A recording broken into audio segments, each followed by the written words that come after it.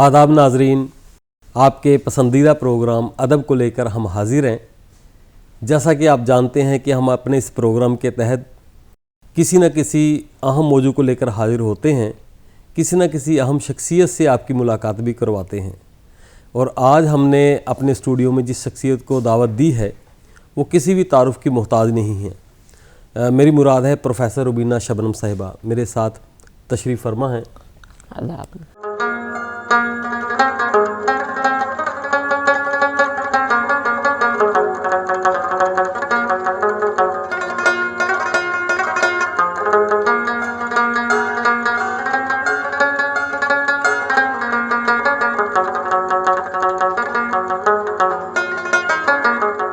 Professor Rubina Shabnam Punjab Urdu academy की साबका secretary हैं।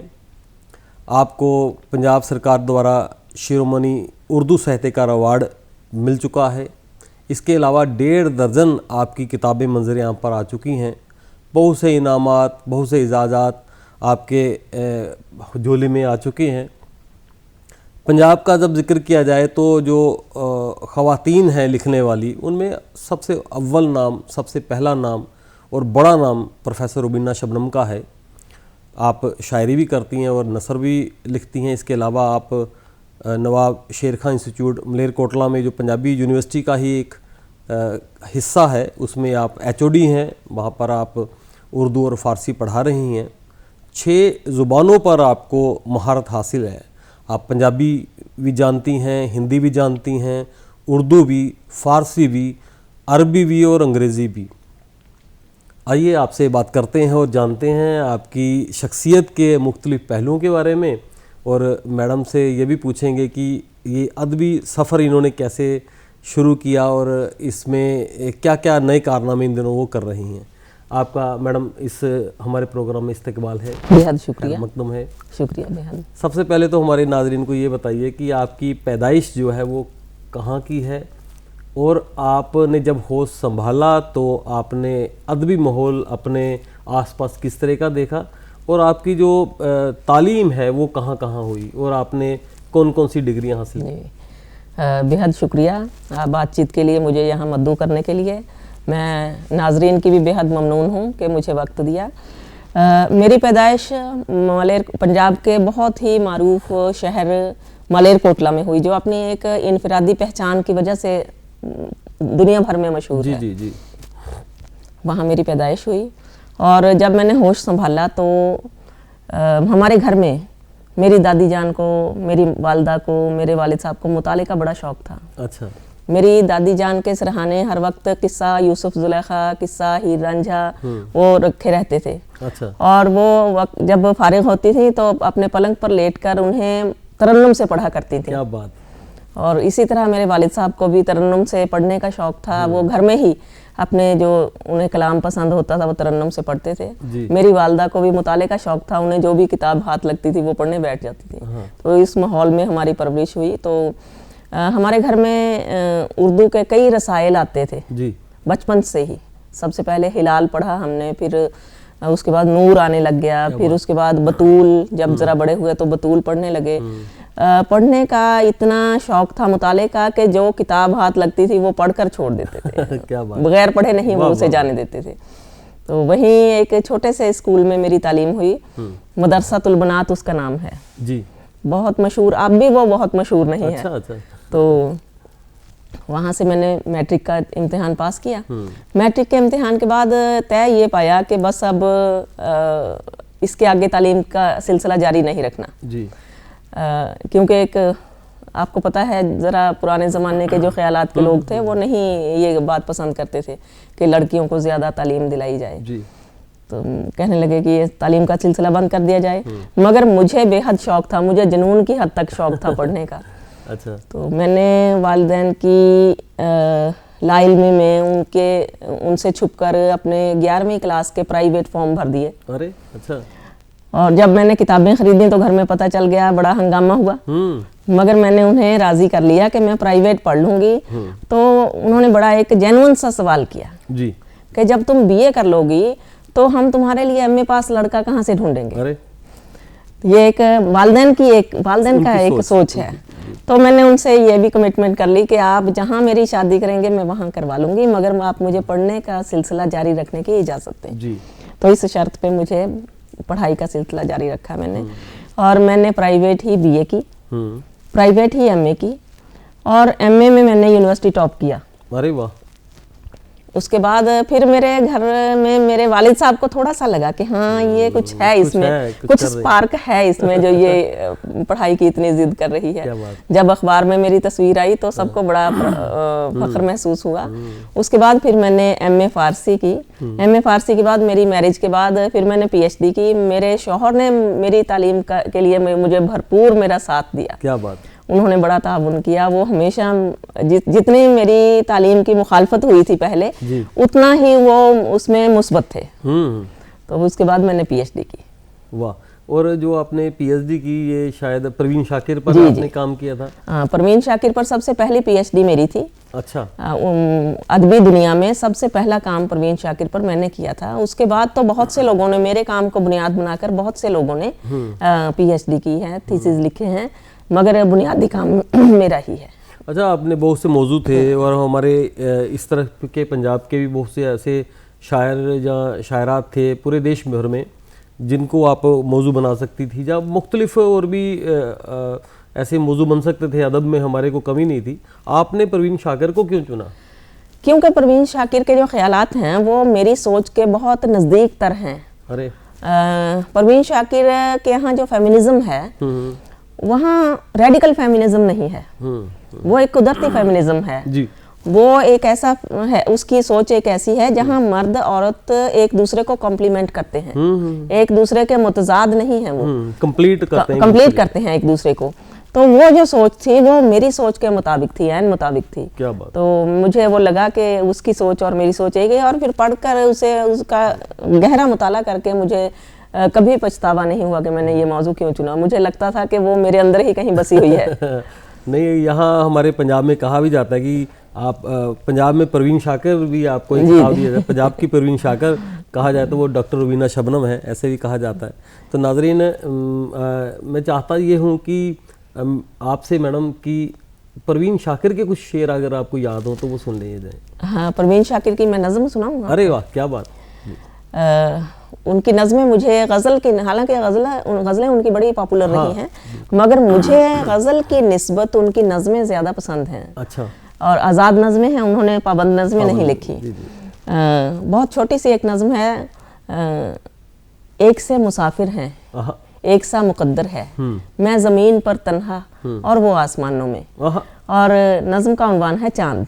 क्या बात है, बहुत बड़ी बात। और एक उनकी नज़म है वर्किंग वीमेन के, कुछ मैं अशार सुनाती हूँ आपको। लास्ट में वो वर्किंग वीमेन की बताती हैं कि क्या क्या उन्हें आशाइशें हासिल हैं, मगर वही औरत और मर्द एक दूसरे को कॉम्प्लीमेंट करते हैं। वही बात यहाँ आ जाती है कि वो आखिर में कहती है कि एक तनावर पेड़ हूँ मैं अब, और अपनी जरखेज नमो के सारे इम्कानात को भी पहचान रही हूँ। क्या बात। लेकिन मेरे अंदर की वो बहुत पुरानी बेल कभी कभी जब तेज हवा हो किसी बहुत मजबूत शजर के तन से लिपटना चाहती है। वाह, क्या बात है। Working women. वाह वाह वाह वाह, बड़ी प्यारी नज़म है। खैर, परवीन शाकिर हमारे अहद की बहुत बड़ी शायरा हैं और आपने उन पे काम किया है, ये बहुत ही खुशगवार वाक़या है हमारे लिए।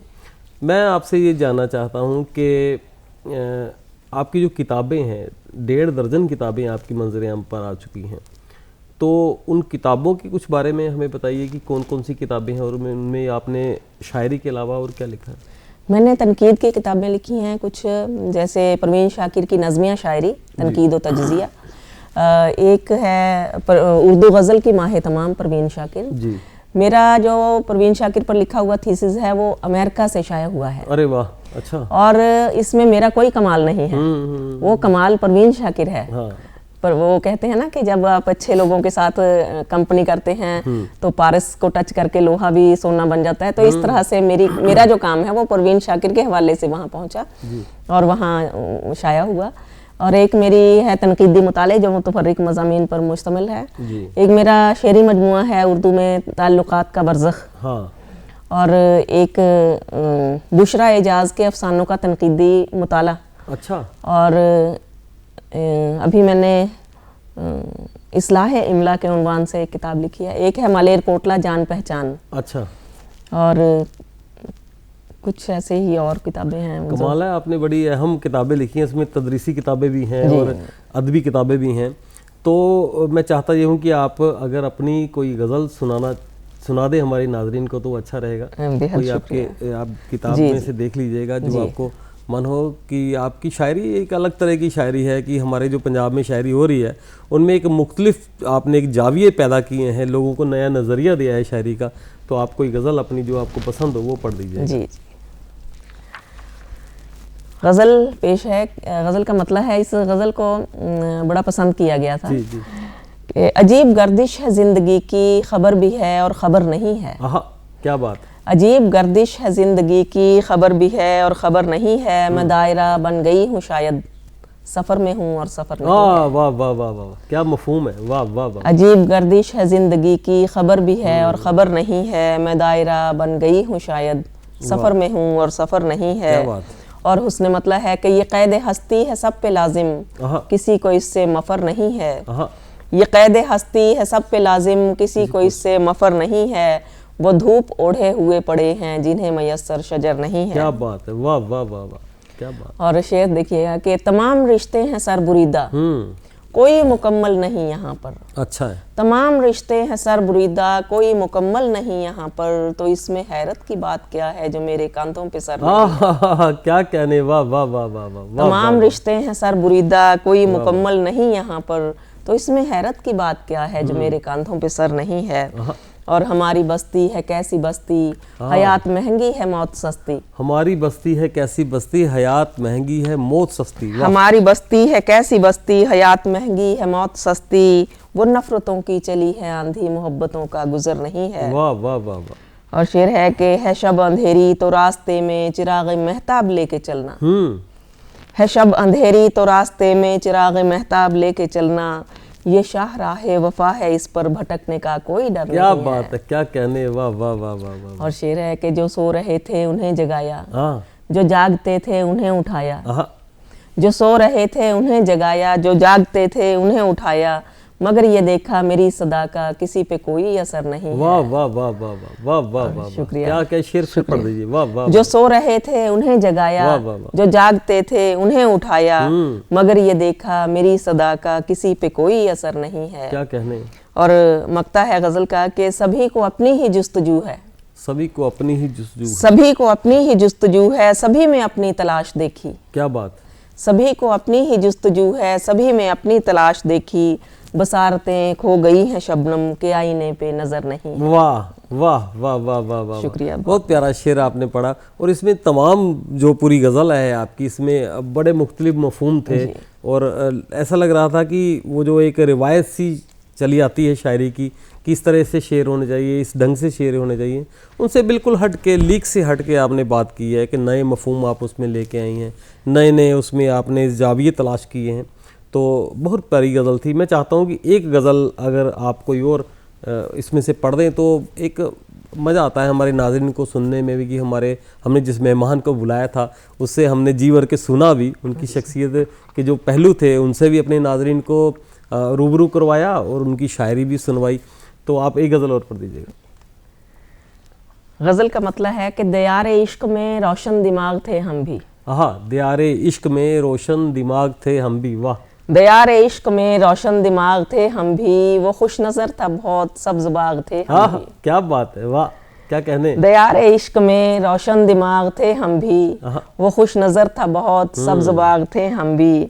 और हर एक रिश्ता था मुनकर हमारी हस्ती से, हर एक रिश्ता था मुनकर हमारी हस्ती से, हर एक रिश्ता था मुनकर हमारी हस्ती से। निगारे जीस्त के दामन का दाग थे हम भी। क्या बात है। हर एक रिश्ता था मुनकर हमारी हस्ती से, निगारे जीस्त के दामन का दाग थे हम भी। और खिज़ा का दौर भी होता तो फसल गुल होती। अच्छा है, अच्छा है। खिज़ा का दौर भी होता तो फसल गुल होती, किसी के फैज़ नज़र से वो बाग थे हम भी। वाह, क्या बात। और शेर है देखिए कि ये और बात हमें आज तुम न पहचानो।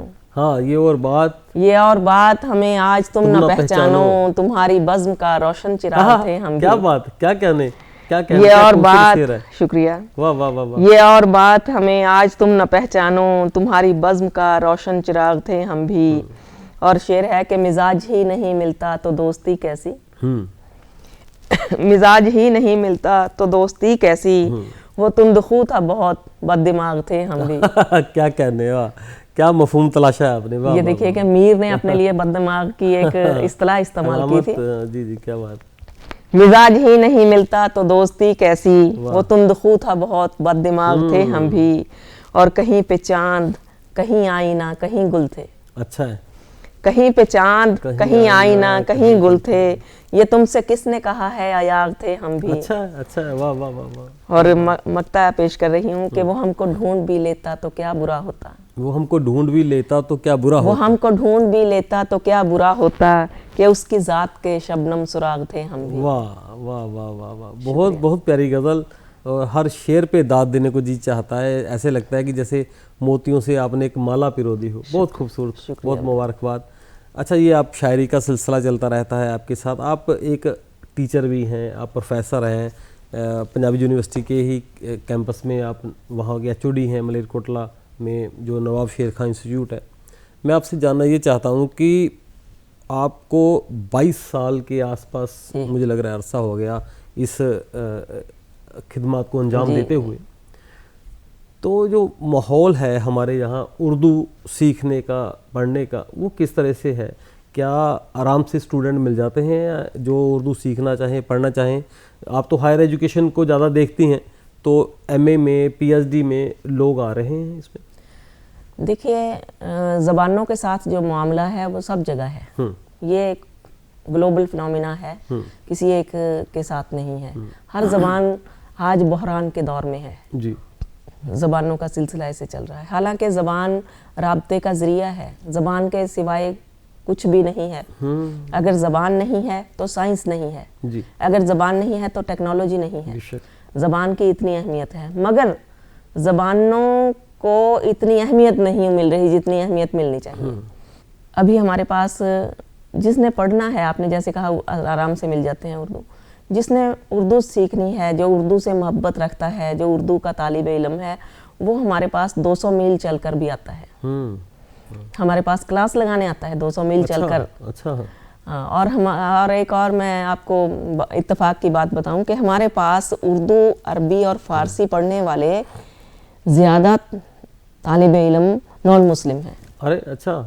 क्या बात। और बड़े शौक से पढ़ने के लिए आते हैं, बड़े शौक से सीखते हैं।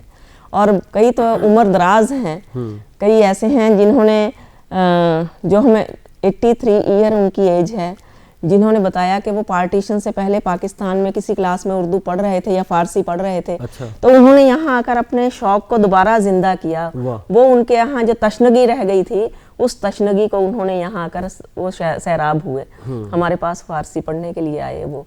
तो अब भी यही सिलसिला जारी है। कई रिटायर्ड लोग आते हैं, कई नए तालिब इल्म आते हैं, कई वो ज़्यादातर वो लोग आते हैं जो गीत कारी करना चाहते हैं, सिंगिंग करना चाहते हैं या लिखना चाहते हैं गीत, क्योंकि उसमें उर्दू उनके लिए बड़ी मुआविन होती है। जी जी जी जी जी। उर्दू के बगैर सही तलफ़ुज़ नहीं आ सकता। जी जी जी बिल्कुल। इसलिए वो अपने तलफ़ुज़ को सुधारने के लिए, वो अपने वोकैबुलरी को अमीर करने के लिए वो हमारे पास उर्दू पढ़ने के लिए आती है। क्या बात है। तो मैं आपसे जानना चाह रहा हूँ कि ये तो आपने जो दौरे हाजिर की तस्वीर है वो दिखा दी, तो आप क्या देखती है कि इसका मुस्तकबिल क्या है पंजाब में उर्दू का? पंजाब में उर्दू का मुस्तकबिल रोशन है। पंजाब में कोई ऐसा शख्स नहीं है जो उर्दू से मोहब्बत ना करता हो। कब कोई मुझे आज तक ऐसा इंसान नहीं मिला, जो भी नॉन उर्दू हैं, जिनका उर्दू से कोई दूर का भी वास्ता नहीं है, वो जब भी मिलते हैं तो उर्दू के नाम पर उनके आंखों में एक चमक आ जाती है। वो जैसे ही हम अपना तारुफ देते हैं तो उनकी आंखों में चमक आ जाती है। वो हमसे कुछ सीखना चाहते हैं, कुछ अपनी मसरूफियात के बाइस चाहे ना सीख पाए, मगर वो चाहते हैं कि वो हमारे साथ राब्ते में रहें। तो ऐसा कुछ नहीं है कि उर्दू को कोई ख़तरा है। उर्दू इंशाल्लाह ज़िंदा रहेगी और उर्दू के चाहने वाले बहुत हैं। प्रेम वारवर्टनी ने कहा था कि समर्पण प्रेम किस दे ना करा दिल दा ग्रंथ आखिर, कि जे उर्दू है महबूबा ता पंजाबी है माँ मेरी।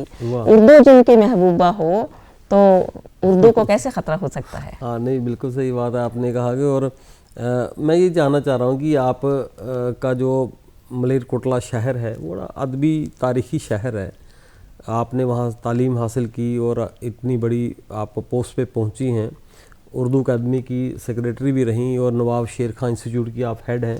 बहुत सी अचीवमेंट आपके खाते में आती हैं, बड़ा नाम आपने एक पैदा किया उर्दू के हवाले से, पंजाबी के में भी आपको एक बड़ी पहचान मिली शायरी के हवाले से। आप इतनी बुलंदियों तक पहुंची हैं, इसमें आपके जो माशरे का क्या रोल रहा, और मलेरकोटला जो एक मुस्लिम बहुल इलाका कहा जाता है और आप भी उसी ख़ानदान से ताल्लुक़ रखती हैं मुस्लिम, तो कहा जाता है कि वहाँ लड़कियों को, औरतों को थोड़ा सा बंदिश में रहना पड़ता है, थोड़ा पर्दे में रहना पड़ता है, तालीम और दूसरे शोबों में उनको इतनी इजाज़त नहीं मिलती। तो आपने कैसे चीज़ें ये हासिल की, और आपका जो शहर है मलेरकोटला उसने आपकी शख्सियत बनाने में क्या तरबियत की? बहुत अच्छा सवाल आपने पूछा। मलेरकोटला एक मुस्लिम अक्सरियत वाला शहर है और बहुत ही एक इनफरादी पहचान वाला शहर है। मुझे अपने शहर से बड़ी मोहब्बत है। मैं समझती हूँ कि पूरे दुनिया के तख्ते पर कोई ऐसा शहर आपको नहीं मिलेगा। तो ये इसमें कुछ वतन से मोहब्बत के जज्बात भी हैं और कुछ हकीकत भी है। जी, जी। वहाँ जब मैंने जैसा आपको बताया कि मैंने जैसे ही 10वीं पास की तो हमारे माशरे ने, हमारे कुछ रिश्तों ने, हमारे घर में फैमिली ने और माशरे के जो हमारे रिश्तेदार थे उन्होंने एतराज़ किया कि अब इसके आगे तालीम का सिलसिला जारी नहीं रखना। उस वक्त ऐसा माहौल था, मगर आज ऐसा माहौल नहीं है। आज हम जब देखते हैं तो लड़कियां ऐसे ऐसे कोर्सेज में जा रही हैं, मुस्लिम लड़कियां के एस्ट्रोनॉट इंजीनियर, बड़ी हैरत होती है सुनकर। जी। पहले ये होता था कि चलो भाई ज़्यादा से ज़्यादा बीएड करवा लो, टीचर बन जाएगी, मगर अब ऐसे ऐसे एमबीबीएस का तो कोई गिनती ही नहीं, आप ये तो शुमार ही छोड़ दीजिए। एस्ट्रोनॉट इंजीनियर, दूसरे इंजीनियरिंग के जो शोबे हैं उसमें जा रही हैं और बड़े मतलब आला तालीम हासिल कर रही हैं, बड़ी आला डिग्रियां ले रही हैं। आपको मैं एक हैरत अंगेज़ एक हकीकत बताऊं कि मैं पंजाब की सबसे पहली मुस्लिम पीएचडी हूँ। क्या बात है, अच्छा। और मैं ही पंजाब की सबसे पहली मुस्लिम फीमेल प्रोफेसर हूँ। अरे वाह। तो जब तक हमारी जनरेशन थी तब तक थोड़ी पाबंदियां थी, अब इतनी पाबंदियां नहीं हैं। अब हर वालिदैन चाहते हैं कि बेटों की तरह वो बेटियों को भी आला तालीम दिलवाएं। हाँ नहीं, बहुत अच्छी अहम बात आपने कही, और जो अब माहौल है बहुत बदला है। मैं आपसे एक बात ये भी पूछना चाहता हूँ, एक सवाल आपसे ये भी मैं करना चाहता हूँ कि जो नए लिखने वाले हैं, ख़ासकर जो लड़कियाँ हैं इस शोबे में आना चाहती हैं, चाहे वो शायरी का हो, कहानीकार बनना चाहती हूँ, जहाँ लेखक बनना चाहती हूँ, जहाँ जो टीचिंग में आना चाहती हूँ, उनके लिए आपका क्या पैगाम है, नए लिखने वालों के खास करके? मैं हर जगह यही कहती हूँ कि जो लिखने वाले हैं वो तवज्जो करें कि वो क्या पढ़ रहे हैं। आप क्या लिखेंगे, ये इसका पूरा का पूरा दारोमदार इस बात पे है कि आप क्या पढ़ रहे हैं। जो लोग व्हाट्सएप या फेसबुक की शायरी पढ़कर ये सोचते हैं कि हम शायर हो गए हैं, तो वो नहायत मुगालते में हैं, बहुत बड़ी मुगालते में हैं। वो अगर वो पढ़ना लिखना चाहते हैं तो अच्छे अदब को पढ़ें, अच्छे शायरों को पढ़ें, अच्छे अदीबों को पढ़ें। अच्छे अदीबों को पढ़कर उनके पास अच्छी सोच आएगी, उनका जो नजरिया है वो वसी होगा। और ये छोटी छोटी सी बातें जो तुकबंदियां सी पढ़कर वो सोचते हैं कि हमने लिखना सीख लिया है, ये उनकी गलत फहमी है। अगर वो लिखना चाहते हैं तो उन्हें अच्छा अदब पढ़ना चाहिए, और अच्छा अदब लाइब्रेरीज में पढ़ा है, वो आपके फ़ोन की ये व्हाट्सएप और फेसबुक पर आपको नहीं मिलेगा। नहीं, बड़ी अहम और अच्छी आपने बात कही, और आप हमारे स्टूडियो में तशरीफ़ लाई, इतनी अहम बातें की। हालांकि आपकी शख्सियत ये है कि आप उसके लिए बहुत एक वसी वक्त चाहिए बात करने के लिए, लेकिन कम वक्त में भी आपने बहुत सी मालूमाती बातें हमारे साथ की और हमारे नाज़रीन तक भी पहुँचाई। आपका बहुत बहुत शुक्रिया, आप हमारे स्टूडियो में तशरीफ़ लाई। नाज़रीन, आइंदा फिर किसी नए मौजू के साथ, किसी अहम शख्सियत के साथ आपके रूबरू होंगे। तब तक के लिए इजाज़त दीजिए। आदाब।